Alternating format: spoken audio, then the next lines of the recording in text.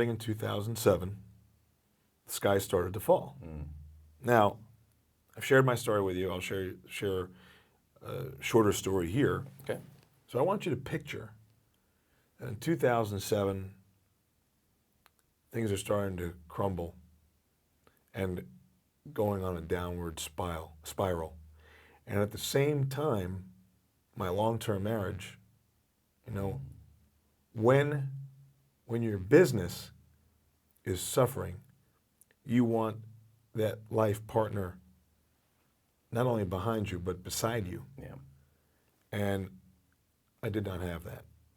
And that really hurt.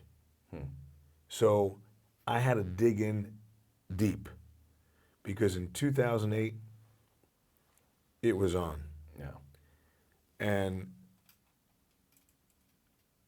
I was coming into the office every day and doing damage control, watching the relationships that I have built and watching people suffer.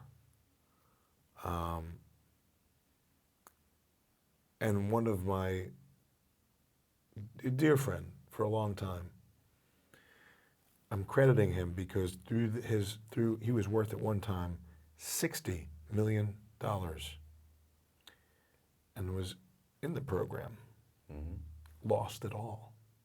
Wow. And never went back to using. Did not. Great. I'm thinking, okay, he's $60 million. Poof.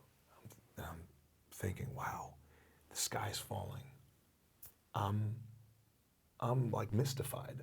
And how much were you leveraged at the time? How much did you have? So thankfully, I was always conservative and never risked to the point where another friendly competitor of mine who I just spoke to recently, he's finally getting out of it. Almost 10 years later. His portfolio was $18 million and $12 million of it went bad. Wow. But he had the resilience to stay the course. So one day, when it's hitting the fan, and I said, do I hang it up? Do I just call it a day and reinvent?